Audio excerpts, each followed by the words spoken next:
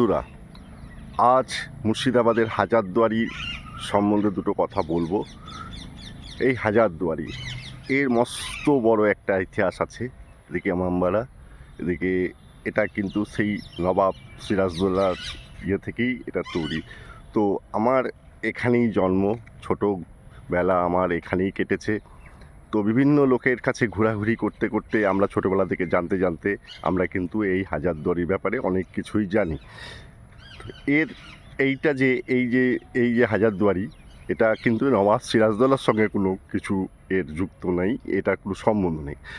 এই হাজারদুয়ারি তৈরি হয়েছিল যখন শেষ নবাব মানে মির্জাফরকে সরিয়ে, মানে তার ছেলে যখন নবাব ছিল, একরকম ইংরেজদের হাতের পুতুল ছিল, তখন কিন্তু এই যে বিল্ডিংটা তৈরি হয়েছিল, এই বিল্ডিংটা একটা মানে দেওয়ানি কাজকর্ম, মানে আইনি কাজকর্মের জন্য করা হয়েছিল সেই সময়।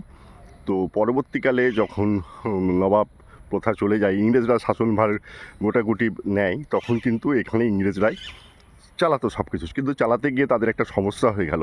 এখানে অনেক নকল দরজা রয়েছে, 1000টা দুয়ার রয়েছে। তো এই 1000টা দুয়ারকে তারা ঠিকমতো করে চিনতে পারতো না। অনেক ইংরেজরা তারা সেখানে ভেতরে ঢুকে আর বাইরে বেরাতে পারেনি। অনেকেরই মৃত্যু ঘটেছে সেই ভেতরে, ঘরের ভেতরে থেকে। তো সেই জন্য পরবর্তীকালে এই বিল্ডিং তারা ছেড়ে দেয়, আর এখানে কোনো কাজকর্ম করতো না। কিন্তু তার পরবর্তীকালে যেটা হয় যে ভারত স্বাধীন হওয়ার পর এটা নবাবের ট্রাস্ট বোর্ডটি এটা চালাতো।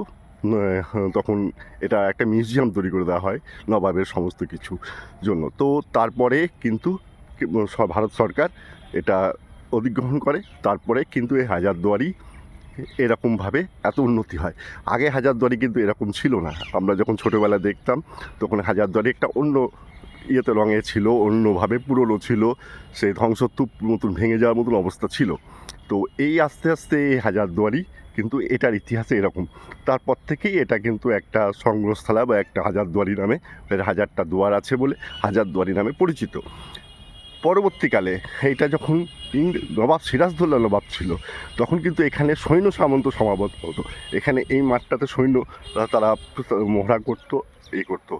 আর আমি আপনাদেরকে দেখাবো, এইদিকে গঙ্গাটা কিন্তু, যেখানে এই পাশেই গঙ্গা রয়েছে, তো গঙ্গাটা কিন্তু তখন এদিকে ছিল না। আমরা ছোটোবেলায় যখন দেখেছি গঙ্গাটা কিন্তু এত কাছে ছিল না, এই গঙ্গা আরও পিছনের দিকে ছিল।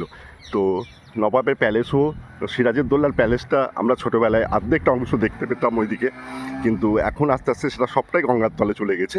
এইখান থেকে এই কামান দেখে কিন্তু মির্জাফররা বা ইংরেজরা নবাবের প্যালেসটা ভেঙে ফেলে, সিরাজের প্যালেস ভেঙে ফেলে।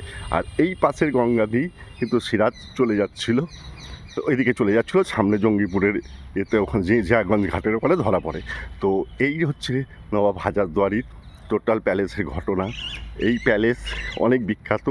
এর সঙ্গে সিরাজদৌল্লার কোনো সম্পর্ক নেই। সিরাজদৌল্লার সময় কিন্তু এই প্যালেস তৈরি হয়নি। এই প্যালেস কিন্তু সিরাজদৌল্লার অনেক পরে তৈরি হয়েছে। তো এটা নবাবদের এখানে সৈন্য মহড়া হতো, এখানে সৈন্যরা সব কিছু এখানে মহড়া করতো। এখানে নবাবের কোনো বিল্ডিং ছিল না, নবাব সিরাজদৌল্লার বিল্ডিং ছিল পিছন দিকে, ওই দিকে, মানে আমি আঙুল দেখাচ্ছি ওই দিকে, মানে গঙ্গার ওই দিকটা করে আমরা ছোটোবেলায় কিছুটা অংশ দেখতে পেতাম। এখন কিন্তু সেই অংশটা এখন নেই, এখন পুরো অংশটাই গঙ্গার তলে চলে গেছে। তো এখান থেকে কামান দেখে কিন্তু ওই নবাব সিরাজদৌল্লা বিল্ডিংটা ভেঙে দেওয়া হয়। তো বন্ধুরা, আজ আমি হাজারদুয়ারির সামনে এসেছি, এই ভিডিওটা বানালাম। তোমাদের কেমন লাগলো অবশ্যই বলবে।